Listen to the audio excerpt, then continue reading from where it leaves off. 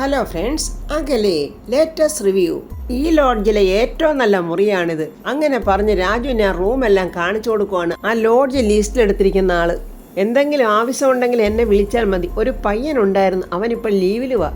അതുകൊണ്ട് ഇന്ന് ഞാൻ തന്നെയാണ് ഇവിടെ റൂം പോയി വേണ്ട ചാവി എന്നും പറഞ്ഞ് ചാവിയും കൊടുക്കുവാണ്. അംബികാവർമ്മയുടെ പിയുടെ ഭാര്യയ്ക്ക് ആ റൂമൊന്നും അങ്ങോട്ട് ഇഷ്ടപ്പെട്ടില്ല. വല്ലാത്തൊരു ഭാവത്തിൽ ഇങ്ങനെ ഞെളിഞ്ഞ് നിൽക്കുവാണ്. എന്താ ചേച്ചി അവിടെ തന്നെ നിൽക്കുന്നത്, ഇവിടെ വന്ന് ഇരിക്ക്, രാജു പറയുക. എനിക്ക് വല്ലാത്ത ടെൻഷനാ. അതിന് ടെൻഷൻ എല്ലാവർക്കും ഉണ്ട് ചേച്ചി. നമുക്ക് ഉടനെ തന്നെ ഒരു വീട് കണ്ടെത്താം. എനിക്കതൊന്നും ഓർത്തിട്ടല്ല ടെൻഷൻ. എൻ്റെ ജയേട്ടൻ വന്നാലേ ഈ റൂമൊന്നും ഇഷ്ടപ്പെടത്തില്ല. ദേഷ്യം കൊണ്ട് വേണുവേട്ടൻ എടി എന്നിങ്ങനെ വിളിക്കുമ്പോൾ രാധമ്മ വേണ്ടാന്നിങ്ങനെ കൈകൊണ്ട് കാണിക്കുവാണ്. ഹൃതിയെ നോക്കിയിട്ട് വേണുവേട്ടൻ പറയാം, മോൾ ഇങ്ങനെയുള്ള കാര്യങ്ങളൊക്കെ ആദ്യമായിട്ട് കാണുമായിരിക്കും. ഒരു പക്ഷേ ദൈവം പഠിപ്പിച്ചു തരുന്നതായിരിക്കും ഇതൊക്കെ. രാധമ്മ പറയാം, മോനെ രാജു, നീ ഈ കുഞ്ഞിനെയും വിളിച്ചോണ്ട് വർമ്മസാറിൻ്റെ അടുത്തോട്ട് ചെല്ല്. അയ്യോ വേണ്ട, രാധമ്മയും വേണുമംഗളും എല്ലാവരും എൻ്റെ വീട്ടിലോട്ട് വരാമെങ്കിൽ നമുക്ക് ഒരുമിച്ച് പോയാൽ മതി. അല്ലാതെ ഞാൻ നിങ്ങളെ ഇവിടെ വിട്ടിട്ടേ ഒറ്റയ്ക്ക് പോവില്ല. ഞാൻ ഇപ്പോഴും നിങ്ങളോട് പറയുക, നമുക്ക് എൻ്റെ വീട്ടിലോട്ട് പോകാം. അത് എൻ്റെ പേരിലുള്ള വീടാ. ഇനി അതും ഇഷ്ടമല്ലെങ്കിൽ എൻ്റെ കാറെടുത്ത് നമുക്ക് സൂര്യമംഗലത്തോട്ട് പോകാം. അഭിമാനിയായ രാജു പറയാം, അയ്യോ അതൊന്നും വേണ്ടായിരുന്നു. കണ്ടോ, ഇതാ അച്ഛൻ്റെ മകൻ്റെ ആറ്റിറ്റ്യൂഡ്. പ്രിയ ദേഷ്യത്തോട് പറയുക. പാഞ്ഞു വരുന്ന ലോറിയുടെ മുന്നിൽ തവള സ്വയം വീർക്കുന്ന പോലെ ദുരഭിമാനം. എന്തൊരു ഈഗോയെ. എന്നാലും ഉള്ള കാര്യം പറയാതിരിക്കാൻ നിർവാഹമില്ല. ഈ ഋതുമോളുടെ കാര്യം കഷ്ടം തന്നെയാ. കാശ് കണ്ടാൽ ഹരിചന്ദ്രനാകുന്ന ഒരുത്തൻ്റെ കൂടെ ആണല്ലോ ഈ കൊച്ചി ഇറങ്ങി പുറപ്പെട്ടു വന്നത്. വല്ല കാര്യമുള്ള കാര്യമായിരുന്നു ഈ കൊച്ചിന്. വേണുവേട്ടൻ അതൊക്കെ കേട്ടിട്ട് പറയാം, എടി രാധമ്മേ, ഇവക്ക് വല്ല മാനസിക പ്രശ്നം വല്ലതും ഉണ്ടോ? ഇണ്ടാപ്പൂച്ചെ പോലെ നടന്നവളെ ഇപ്പൊ കണ്ടോ വായാടിയായത്. അയ്യോ അച്ഛ, അത് മാനസിക പ്രശ്നമൊന്നും അല്ല. അളിയനിപ്പോൾ വലിയ പൊസിഷനിലല്ലയോ. അത് കണ്ടിട്ട് എൻ്റെ ചേച്ചിയുടെ കിളി പോയതാ. അപ്പോഴാ റൂമിൻ്റെ ഡോർ ആരോ ഇങ്ങനെ തട്ടുന്നു. പ്രിയ തുറന്നു നോക്കുമ്പോൾ ജയൻ അങ്ങോട്ട് വന്നിട്ട് പറയാം, ഇതിനേക്കാളും നല്ലത് ബസ് സ്റ്റാൻഡിലോ വല്ല റെയിൽവേ സ്റ്റേഷനിലോ പോയി ഇരിക്കാൻ വയ്യായിരുന്നോ. അങ്ങനെ എൻ്റെ ഭാര്യ വീട്ടുകാർ ഒടുവിൽ പിച്ചക്കാരായി. രാജുവിന് ദേഷ്യം എരച്ച് വരുന്നുണ്ട്. അളിയാ, മതി കളിയാക്കിയത്. ഉടനെ വാടക വീട് നോക്കിയപ്പോൾ കിട്ടിയില്ല. അതുകൊണ്ടാണ് ഇത് എടുക്കേണ്ടി വന്നത്. എൻ്റെ ജയേട്ടാ, ഇവർക്കേ വാടക വീട്ടിൽ ആരോ കൂടുപത്രം ചെയ്തിരിക്കുക. വാടക വീട്ടിലോ ഏതെങ്കിലും ഇതുപോലത്തെ ലോഡ്ജിലോ കിടന്നാലേ ഇവർക്ക് ഉറക്കം വരത്തുള്ളൂ. ചേച്ചി കളിയാക്കുകയൊന്നും വേണ്ട. സ്വന്തമായിട്ട് വീട് വാങ്ങിക്കാൻ കയ്യിൽ കാശില്ലാത്തതുകൊണ്ടല്ലേ. അതുകൊണ്ടല്ലേ ഈ വാടക വീട് അന്വേഷിക്കുന്നത്. അതെന്തെങ്കിലുമൊക്കെ ആകട്ടെ പ്രിയ, നീ വാടി. നല്ല ഒന്നാന്തര ഒരു തറവാട്ടി പറഞ്ഞ ഞാനാ നിന്നെ കല്യാണം കഴിച്ചിരിക്കുന്നത്. ഈ വൃത്തികെട്ട ലോഡ്ജിലൊന്നും കിടക്കേണ്ട ആവശ്യം നിനക്കില്ല. എനിക്ക് ഒരു സോഷ്യൽ സ്റ്റാറ്റസ് ഉള്ളതാ. അത് കളഞ്ഞു കുളിക്കാൻ ഏതായാലും ഞാൻ തയ്യാറില്ല. നീ വാടി പ്രിയേ. അങ്ങനെ കഞ്ഞിക്ക് ഗതിയില്ലാതെ അലഞ്ഞു തിരിഞ്ഞ് നടന്ന രാജുവിൻ്റെ ചെലവിൽ ചുളിവിൽ ജീവിച്ചു വന്നിന പ്രിയയും ജയൻ്റെ അഹങ്കാരം കണ്ടോ. അംബിക ഈ സമയം അഹങ്കാരം കൊണ്ട് മതിമറന്ന് ചിരിക്കുക. മാലപ്പടക്കം പോലെ പൊട്ടണോ ഇതുങ്ങൾ. ഒന്ന് കഴിയുമ്പോൾ അടുത്തത് പൊട്ടിക്കണം. എന്തായാലും അങ്ങനെ അവരെല്ലാവരും പെരുവഴി ആധാരമായി. ഇനി എന്നേക്കുമായി അച്ഛനും മകളും മരുമോനും ഒക്കെ പിരിയണം. ദീപക് അങ്ങോട്ട് കയറി വന്നിട്ട് ചോദിക്കും, അല്ല എൻ്റെ അമ്മ ഇന്ന് പതിവിലും കൂടുതൽ സന്തോഷത്തിലാണല്ലോ. സന്തോഷിക്കണമല്ലോടാ മോനെ. നിനക്ക് ജീവിതകാലം മുഴുവൻ സന്തോഷിക്കാൻ വേണ്ടിയല്ലേ നിന്റെ അമ്മ ഓടി നടന്ന് ഇങ്ങനെയൊക്കെ ചെയ്യുന്നത്. ഇന്ന് നടന്ന സന്തോഷത്തിൻ്റെ കാര്യം വല്ലതും നീ അറിഞ്ഞോ?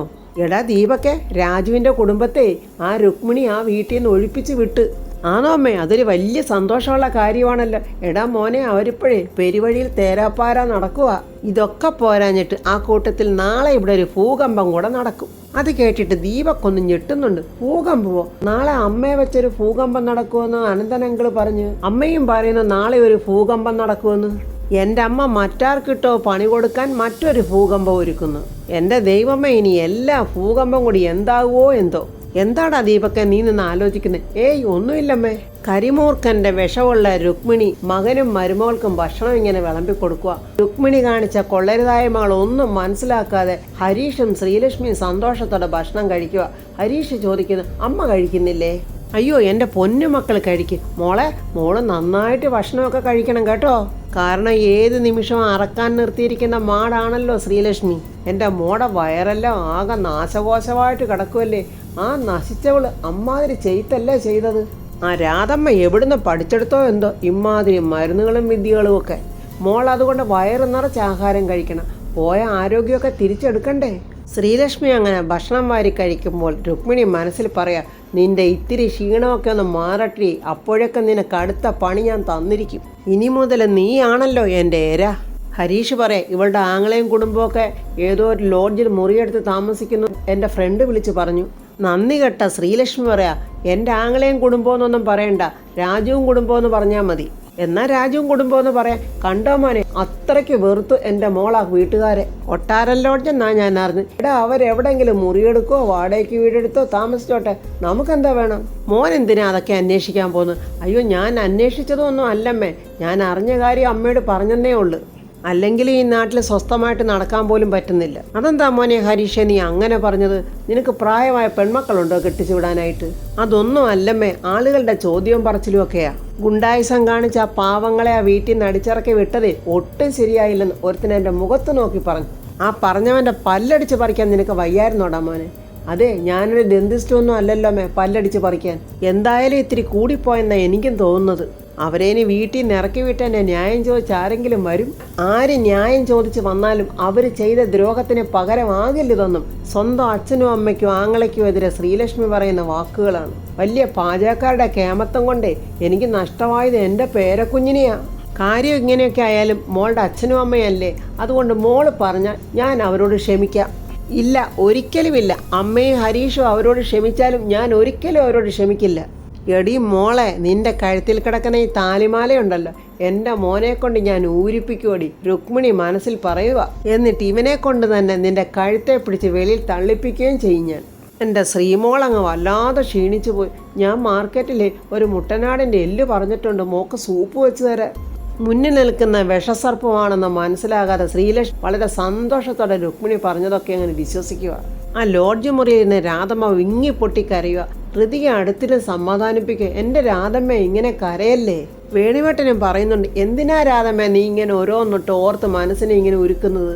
ആ രുക്മിണി അപ്പോഴേ പറഞ്ഞതാ പലഹാരങ്ങൾ കടയിൽ നിന്ന് അവൾ വാങ്ങിച്ചോളാവെന്ന്. ഞാനാ പറഞ്ഞത് എൻ്റെ മോൾക്ക് പലഹാരം ഞാൻ ഉണ്ടാക്കി കൊടുത്തോളാവെന്ന്. രാധമ്മ പറഞ്ഞത് രാധമ്മയുടെ നല്ല മനസ്സ്, സ്വന്തം മകളോടുള്ള സ്നേഹം. എടി രാധേ, നീ തെറ്റൊന്നും ചെയ്തിട്ടില്ലല്ലോ, പിന്നെ എന്തിനാ നീ ഇങ്ങനെ കിടന്ന് വിഷമിക്കുന്നത്? അതല്ല വേണുവേട്ട, നമ്മളെല്ലാം നഷ്ടപ്പെട്ട് ഈ ലോഡ്ജിൽ വന്നിങ്ങനെ കിടക്കേണ്ടി വന്നില്ലേ? അതിനുള്ള കാരണക്കാരി ഞാനല്ലേ? എടി രാധേ, ഇതെല്ലാം രുക്മിണിയുടെ ഒരു പ്ലാനായിരുന്നു. അതിൽ അവൾ പെടുത്തിയത് നിന്നെയാ. എൻ്റെ ദൈവമേ, അവളുടെ ചതികളെക്കുറിച്ച് എൻ്റെ മോള് മനസ്സിലാക്കുന്നില്ലല്ലോ. വേണുവേട്ട, നമ്മുടെ ശ്രീമോളോടും അവൾക്ക് ശത്രുതയുണ്ട്. അതോർത്തിട്ടാ എനിക്ക് പേടി. ഋതിക രാജുവിനെ വിളിച്ച് ദൂരെയോട്ട് മാറുന്ന സംസാരിക്കും. എന്താ ഋതു, ആരും ഇവിടങ്ങും ഇല്ല, എന്താന്ന് വെച്ചാൽ പറ. രാജു, ഞാനൊരു കാര്യം ഇപ്പം പറയും, രാജു അത് അനുസരിക്കണം, തിരിച്ചൊന്നും പറയരുത്. അങ്ങനെ പറഞ്ഞാൽ എങ്ങനെയാ ഋതു? എനിക്ക് ഇഷ്ടമില്ലാത്ത ചില കാര്യങ്ങളുണ്ട്. ഒരു പക്ഷേ ഋതു പറയാൻ പോകുന്നത് അതാണെങ്കിലോ? എന്നോട് രാജുവിന് സ്നേഹമുണ്ടോ? അത് എന്ത് ചോദ്യമാണ് ഋതു? സ്നേഹമുണ്ടെന്ന് എനിക്കറിയാൻ രാജു, അതുകൊണ്ട് രാജു കേട്ടേ പറ്റൂ. ഋതു എന്താണെന്ന് വെച്ചാൽ പറ. അത് രാജു, എൻ്റെ ഷെയറിൽ നിന്നും പണമെടുത്ത് നമുക്കൊരു വീട് വാങ്ങാം. രാജു, അതാരും അറിയില്ല, അത് എൻ്റെ ഫണ്ടല്ലേ. എൻ്റെ ഫണ്ട് രാജുവിൻ്റെ അല്ലേ? അതൊക്കെ ശരിയാ ഋതു, എന്നാലും അത് വേണ്ട ഋതു. എന്താ രാജു ഇത്രയും പിടിവാശി അല്ല ഋതു, ഓരോരുത്തർക്കും ഓരോ പ്രിൻസിപ്പിൾസ് ഇല്ലേ. എന്നാൽ ഞാൻ വേറൊരു കാര്യം പറയാം, രാജു അത് എതിർക്കുവോ? എന്നാൽ നമുക്ക് വേറൊരു വാടകയ്ക്ക് വീടെടുക്കാം, അതിൻ്റെ അഡ്വാൻസ് എമൗണ്ട് ഞാൻ തരാം. എന്താ രാജു ഒന്നും പറയാത്തത്? കടവായിട്ട് സ്വീകരിച്ചാൽ മതി രാജു. അതിനെന്താ, ഓക്കെ ഋതു. രാജു, അങ്കിളിൻ്റെയും രാധമ്മയും ഇങ്ങനെ ലോഡ്ജിൽ കിടത്താൻ പറ്റില്ല. അവർ നമ്മുടെ അച്ഛനും അമ്മയല്ലേ രാജു. എൻ്റെ ഋതു പറയുന്ന പോലെ ഞാൻ ചെയ്യാം, എല്ലാം സമ്മതിച്ചിരിക്കുന്നു. യാമിനിയോട് ശേഖരൻ ചോദിക്കുന്നു, ഇതെന്താ ഇങ്ങനെ, നമ്മളൊക്കെ അവർക്ക് അന്യരായോ? രാജു വലിയ അഭിമാനിയാ. അതുപോട്ടെ, ഋതുമോൾക്കെങ്കിലും നമ്മളോട് വിളിച്ച് പറയാൻ വയ്യായിരുന്നോ? ഈ കാണുന്ന സ്വത്തുക്കളെല്ലാം അവളുടേതാണ്, എന്നിട്ട് ഭർത്താവും അവൻ്റെ അച്ഛനും അമ്മയും ഒക്കെ ആയിട്ട് ലോഡ്ജിൽ പോയി കിടക്കുന്നു. ശേഖരേട്ടാ, സൂര്യമംഗലത്തിലെ അമ്മ അറിഞ്ഞാൽ ഇത് സഹിക്കുവോ? അല്ലേ യാമിനി ഇതെങ്ങനെ അറിഞ്ഞത്? അത് എൻ്റെ ഒരു ഫ്രണ്ട് വിളിച്ച് പറഞ്ഞാൽ ഞാൻ അറിഞ്ഞത്. ഇനി ഇത് വെച്ച് താമസിപ്പിക്കണ്ട, നമുക്ക് ചേട്ടനോട് പറയാം, നീ വന്നേ യാമിനി. പ്രതാപൻ്റെ അടുത്തോട്ട് ശേഖരനും യാമിനിയും ചെല്ലുമ്പോൾ പ്രതാപൻ പറയാം, ഞാൻ നിങ്ങളെ കാത്തിരിക്കുമായിരുന്നു. പിള്ളേരെവിടെ ശേഖര? മോളും രാജു ഇതുവരെ വന്നില്ലല്ലോ. ശേഖരനും യാമിനിയും ഒന്നും മിണ്ടാതെ നിൽക്കുക. എന്താ ശേഖര, നിനക്കൊരു ടെൻഷൻ പോലെ കാണുന്നുണ്ടല്ലോ. നീ ആളെ പഠിപ്പിക്കാതെ കാര്യം പറ ശേഖര. അപ്പോൾ യാമിനി പറയാം, ചേട്ടാ, ആ രുക്മിണിയും ഹരീഷും കൂടി വേണുവേട്ടനെയും കുടുംബത്തെയും ആ വീട്ടിൽ നിന്നും ഇറക്കി വിട്ടു. എന്താ യാമിനി പറയുന്നത്? ഇറക്കി വിട്ടെന്നോ? അത് പ്രതാപേട്ട, എൻ്റെ ഒരു കൂട്ടുകാരി എന്നോട് വിളിച്ച് പറഞ്ഞതാ. ഇതൊക്കെ എന്തൊരു മര്യാദകടാ ശേഖര, ഇതൊന്നും ചോദിക്കാനും പറയാനും ഇവിടെ ആരും ഇല്ലേ? എന്നിട്ടിപ്പോൾ അവരെവിടാ? അതൊരു ലോഡ്ജിലാണെന്നാ കേട്ടത്. ലോഡ്ജിലോ? എന്നിട്ട് ഈ വീട്ടിലോട്ട് വരാൻ അവരുടെ അഭിമാനം സമ്മതിച്ചില്ല അല്ലേ? രാജുവും വേണുവേട്ടനും എല്ലാം ഒരു പ്രത്യേകതരം മനുഷ്യരല്ലേ ചേട്ടാ? അതൊക്കെ ആയിക്കോട്ടെ ശേഖര, എന്നാൽ രാജു ഉണ്ടല്ലോ, അത് പ്രതാപവർമ്മയുടെ മരുമകനാ. സൂര്യമംഗലം കൊട്ടാരത്തിലെ കുട്ടിയാണ് അവൻ കല്യാണം കഴിച്ചിരിക്കുന്നത്. നീ എത്രയും പെട്ടെന്ന് രാജുവിനെ വിളിച്ചിങ്ങോട്ട് വരാൻ പറ ശേഖര. അംബിക മകനോട് പറയാം, എടാ നിന്നോടൊരു ഭൂകമ്പത്തെക്കുറിച്ച് അമ്മ നിന്നോട് പറഞ്ഞില്ലേ? ഈ വീട്ടിൽ ആ ഭൂകമ്പം ഉണ്ടാകുന്നതിന് അതിന് മതിയായ ഒരു കാരണം വേണ്ടേ? അമ്മ പറഞ്ഞത് ശരിയാ, കാരണം വേണം. എന്നാലേ ഇതാണ് ആ കാരണം. നീ ഇതൊന്ന് കണ്ടു നോക്കിക്കേ. അംബിക മൊബൈലിരിക്കുന്ന വീഡിയോ എടുത്ത് ദീപക്കിനെ കാണിക്കുവാണ്. പ്രതാപൻ കൊടുത്ത വിഷുക്കൈനീട്ടവും വിഷുപ്പുടവയെല്ലാം രാജുവും ഹൃതികയും പത്മാവതിക്ക് കൊണ്ട് കൊടുക്കുന്ന ആ വീഡിയോ എടുത്തതാണ് അംബിക ദീപക്കിനെ കാണിക്കുന്നത്. സിസ്റ്റർ പവിത്ര എന്ന കള്ളപ്പേരിൽ ഇവിടെ നിന്നതും പ്രതാപനെ പരിചരിച്ചത് പത്മയാണെന്നും അതെല്ലാവരും കൂടി ചേർന്ന് നടത്തിയ ഗൂഢാലോചനയുടെ ഭാഗമായിരുന്നെന്നും ഞാൻ പ്രതാപനോട് പറയാൻ പോവുക. ഈ വീഡിയോ കാണുമ്പോഴേ പ്രതാപൻ വിശ്വസിക്കും. അതിനാ ഈ വീഡിയോ വെച്ചിരിക്കുന്നത്. എങ്ങനെയുണ്ട് മോനെ എൻ്റെ ഐഡിയ ഒക്കെ കൊള്ളാം. പെട്ടെന്ന് ദീപക് ഓർക്കുക, നാളെ ആ വീട്ടിൽ എന്നൊരു ഭൂകമ്പം നടക്കും എന്നിങ്ങനെ അനന്തംപിള്ള പറഞ്ഞത്. നീ പേടിക്കുമൊന്നും വേണ്ടടാ മോനെ, ഞാൻ ചെയ്യുന്നതൊക്കെ നിന്റെ നന്മയ്ക്ക് വേണ്ടി മാത്രമാ. നിന്നെ ഞാൻ മുഖ്യമന്ത്രി പദവിയിൽ കൊണ്ടുചെന്നാക്കും. എന്നാൽ നീ ഇങ്ങോട്ട് വാടാ, നമുക്കിപ്പോൾ കാണാൻ പോരാ എന്നും പറഞ്ഞ് അംബിക മോനെയും കൊണ്ട് വരിക. ഈ സമയം പ്രതാപൻ ഇങ്ങനെ ദേഷ്യത്തോടെ ഇരിക്കുവാണ്. ഹൃതികയും രാജു അങ്ങോട്ട് വരിക. പ്രതാപൻ രാജുവിനോട് ചോദിക്കുക, അച്ഛനെയും അമ്മയും പെങ്ങളെയും കൂട്ടി നിനക്കൊരു ലോഡ്ജിൽ പോയി താമസിക്കാം അല്ലേ? എന്നാലും ഇങ്ങോട്ട് വരാൻ നിനക്ക് ബുദ്ധിമുട്ടാ അല്ലേ? സാറേ എന്നിങ്ങനെ വിളിക്കുക. എന്താടാ നിനക്ക് മറുപടിയൊന്നും പറയാനില്ലേ? പണ്ടേ ഞാൻ വേണുവേട്ടനോട് പറഞ്ഞിട്ടുള്ളതാ, പല പ്രാവശ്യം ഞാൻ നിന്നോടും പറഞ്ഞു ഒരു വീട് വാങ്ങിക്കാൻ. അതും നീ ഹൃതികയെ കല്യാണം കഴിക്കുന്നതിന് മുമ്പേ പറഞ്ഞതാ. അന്ന് നീ എൻ്റെ മരുമകനായിട്ടില്ല. അങ്ങനൊരു പ്ലാനും നിന്റെ മനസ്സിലൊന്നും ഇല്ലായിരുന്നു. ഉടനെ ശേഖരൻ പറയാം, ചേട്ടാ ഇതിനു മുമ്പ് ആ രുക്മിണി ഇതുപോലൊരു പ്രശ്നം ഉണ്ടാക്കിയപ്പോൾ ഞാനും അമ്മയും യാമിനിയും ഈ രാജുവിനോട് പറഞ്ഞതാ. അപ്പോഴും ഇവൻ അഭിമാനക്ഷതം. അത് കേട്ടിട്ട് പ്രതാപൻ പറയാം, ഒരു കുടുംബത്തിനൊരു വീട്, അത് അതിമോഹമോ അഹംഭാവമോ അല്ല. അപ്പോൾ അംബികയും മകനും അങ്ങോട്ട് വരിക. പ്രതാപ, എനിക്ക് പ്രതാപനോടൊരു കാര്യം പറയാനുണ്ട്. അവിടെ നിൽക്കുകേച്ചി, ഇവിടെ അതിനേക്കാളും വലിയ കാര്യം നടക്കുമല്ലയോ? നീയും വേണുവേട്ടനും ഇങ്ങനെ ആവശ്യമില്ലാത്ത ദുരഭിമാനം വെച്ച് പുലർത്തുന്നത് എന്തിനാ? അയ്യോ സാറേ, അത് ദുരഭിമാനമോ ഈഗോയോ ഒന്നും അല്ല. അത് തന്നെയാ രാജു, അതിൽ യാതൊരു തർക്കവും ഇല്ല. അതിരിക്കട്ടെ, അവര് നിങ്ങളെ ആ വീട്ടിൽ നിന്ന് ഇറക്കി വിട്ടപ്പോൾ ആദ്യം നിങ്ങൾ എന്നെയല്ലേ അത് അറിയിക്കേണ്ടത്? അതെന്താ രാജു ചെയ്യാതിരുന്നത്? എടാ ഞാൻ നിന്റെ ആരാ? നീ അത് ആദ്യം പറ, എന്നിട്ട് നമുക്ക് മുന്നോട്ട് പോകാം. അംബിക വീണ്ടും പറയാ, പ്രതാപ എനിക്കൊരു കാര്യം നിന്നോട് പറയാനുണ്ട്. അവിടെ നിൽക്കിയേച്ചി, ഇത് കഴിയട്ടെ. എടാ രാജു, നിന്നോട് ഞാനാ ചോദിച്ചത്, നിന്റെ ആരാ ഞാൻ? എനിക്ക് സാറ് എൻ്റെ എല്ലാമെല്ലാമാണ്. അങ്ങനെ തന്നെയാണല്ലോ. അപ്പം നിന്റെ എല്ലാമെല്ലാമായ എന്നെ നാണം കെടുത്താൻ വേണ്ടിയാണോ നീയും കുടുംബവും പോയി ആ ലോഡ്ജിൽ പോയി കിടക്കുന്നത്? നിനക്ക് തൽക്കാലം വീടില്ല എന്നുള്ളത് പോട്ടെ, നിന്റെ ഭാര്യയ്ക്ക് എത്ര വീടുകളാണ് കിടക്കുന്നത് നിനക്കറിയാമല്ലോ. ഭാര്യയുടെ സ്വത്തുക്കൾ ഭർത്താവ് സ്വീകരിക്കുന്നതിൽ തെറ്റ് യാതൊന്നുമില്ല. അത് സ്ത്രീധനമായിട്ട് വ്യാഖ്യാനിക്കുകയും വേണ്ട. നിനക്കും കൂടി അർഹതപ്പെട്ടതാ അത്. അതുകൊണ്ട് ഞാൻ പറയുക, വീടിൻ്റെ കാര്യത്തിൽ ഉടനെ തന്നെ ഒരു തീരുമാനം ഉണ്ടാക്കണം. ഞാൻ ചില കാര്യങ്ങൾ ചെയ്യും, അത് നീയും വേണുവേട്ടനും അനുസരിക്കണം. ഇനി അത് അനുസരിച്ചേ പറ്റൂ. കാര്യങ്ങൾ കൈവിട്ട് പോവുകയാണല്ലോ എന്ന് മനസ്സിലാക്കിയ അംബിക, പ്രതാപ എനിക്ക് അത്യാവശ്യമായിട്ട് നിന്നെ ഒരു കാര്യം കാണിക്കാനുണ്ട്. ഓ എന്താ ചേച്ചി? മോനെ ഒരു വീഡിയോയോ? എന്ത് വീഡിയോ? അപ്പം ശേഖരൻ മനസ്സിൽ പറയാൻ, ഇവരിതിനിടയ്ക്ക് എന്തോ വേല വെക്കാനുള്ളൊരു പരിപാടിയും കൊണ്ട് വരുവാണല്ലോ. അംബിക മൊബൈലിൽ ആ വീഡിയോ ഇങ്ങനെ തേടിക്കൊണ്ടിരിക്കുന്ന സമയത്ത് താണ്ട പ്രതാപൻ്റെ വീടിൻ്റെ ഗേറ്റ് തല്ലി തുറന്നുകൊണ്ട് ജനങ്ങൾ രോഷത്തോടെ വരുവാണ്. അംബികാവർമ്മ രാജിവെക്കുക, അഴിമതി വീര അംബികാവർമ്മ രാജിവെക്കുക. അംബികയുടെ കോലങ്ങളുണ്ടാക്കി, അതുകൊണ്ടാണ് അവരുടെ വരവല്ല. അംബികാവർമ്മ രാജിവെക്കുക, പുറത്തു പോവുക, ഭയങ്കര മുദ്രാവാക്യങ്ങളാണ് എല്ലാവരും വിളിച്ചു കൂവുന്നത്. പ്രതാപനും ശേഖരനും ഹൃതികയും രാജു എന്തിനാ അംബികയും ദീപക്കും എല്ലാം ഇങ്ങനെ ഞെട്ടി നിൽക്കുക. എന്താ നടക്കുന്നത് മനസ്സിലാകാതെ അംബിക ഇങ്ങനെ പതറി നോക്കുവാണ്. SSLC പരീക്ഷ ചോർത്തിക്കൊടുത്ത അംബികാവർമ്മ രാജിവെക്കുക. പ്രതാപൻ അത് കേട്ടിട്ട്, അയ്യോ SSLC പരീക്ഷ ചോർത്തിയെന്നോ? ദേഷ്യത്തോടെ പ്രതാപൻ ചോദിക്കുന്നു, എന്തൊക്കെയാ ചേച്ചി കേൾക്കുന്നത്? എന്തൊക്കെയോ കുഴപ്പമുണ്ടല്ലോ. യാമിനി ആ TV എന്ന് വെച്ച് അപ്പോൾ TV ഓൺ ചെയ്തപ്പോൾ കാണുന്നു SSLC പരീക്ഷയുടെ ക്വസ്റ്റ്യൻ പേപ്പർ ചോർന്നു. മന്ത്രി അംബികാവർമ്മയ്ക്ക് നേരിട്ട് ഇതിൽ പങ്ക്. ഇത് കേട്ട അംബിക ഇങ്ങനെ വായും പൊളന്ന് നിൽക്കുവാണ്. SSLC പരീക്ഷയുടെ ക്വസ്റ്റ്യൻ പേപ്പർ ചോർത്തിക്കൊടുത്ത അംബികാവർമ്മ രാജിവെക്കുക. അംബികാവർമ്മയുടെ രാജി ആവശ്യപ്പെട്ട് നിരവധി സംഘർഷങ്ങൾ നടക്കുന്നു. സംസ്ഥാനത്തുടനീളം പ്രതിഷേധം ആരംഭിച്ചിരിക്കുകയാണ്.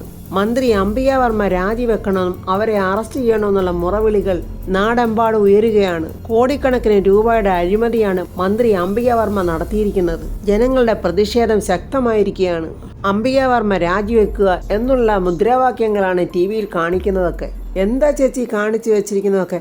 മോനെ പ്രതാപ, ഇതിനെക്കുറിച്ചൊന്നും ചേച്ചിക്ക് അറിയില്ല. ശേഖര, എന്നെ പുറത്തോട്ടൊന്ന് കൊണ്ടുപോ. പെട്ടെന്ന് ശേഖരൻ വീൽ ചെയറിൽ പ്രതാപനെ പുറത്തോട്ട് കൊണ്ടുവരുവാണ്. രാജിവെക്കൂ, പുറത്തു പോകൂ എന്നുള്ള മുറവിളിയാണ് വെളിയിൽ കേൾക്കുന്നത്. അങ്ങനെ ആളുകളുടെ പ്രതിഷേധവും അംബികയുടെ കോലം കത്തിക്കുകയൊക്കെയാണ് ചെയ്യുന്നത്. അംബികയുടെ അഹങ്കാരത്തിനുള്ള അടി തുടങ്ങിക്കഴിഞ്ഞു. അപ്പോൾ ഫ്രണ്ട്സ്, ദുഷ്ടരെ ദൈവം ആദ്യമൊക്കെ പന പോലെ ഉയർത്തും, അതിനുശേഷമാണ് പിടിച്ച് താഴോട്ട് വലിച്ച് താഴെയിടുന്നത്. അതാണ് അംബികയുടെ ജീവിതത്തിൽ ഇനി നടക്കാൻ പോകുന്നത്. അത് കഴിഞ്ഞതിന് ശേഷമാണ് വിഷസർപ്പമായ രുക്മിണിക്കും കിട്ടാൻ പോകുന്നത്. സത്യം ജയിക്കാൻ കുറച്ച് പരീക്ഷണങ്ങളൊക്കെ സംഭവിക്കും. ഒടുവിൽ അന്യായം തോൽക്കുകയും സത്യം ജയിക്കുകയും ചെയ്യും. ഇനി എന്തൊക്കെയാണ് അംബികയുടെയും ദീപക്കിൻ്റെയും രുക്മിണിയുടെയൊക്കെ ജീവിതത്തിൽ നടക്കാൻ പോകുന്നതെന്നുള്ള റിവ്യൂമായി നമുക്ക് നാളെ കാണാം. എൻ്റെ ഈ റിവ്യൂ ഇഷ്ടപ്പെട്ടാൽ ലൈക്കും കമൻസും, സബ്സ്ക്രൈബ് ചെയ്യാത്തവർ സബ്സ്ക്രൈബ് ചെയ്യണേ.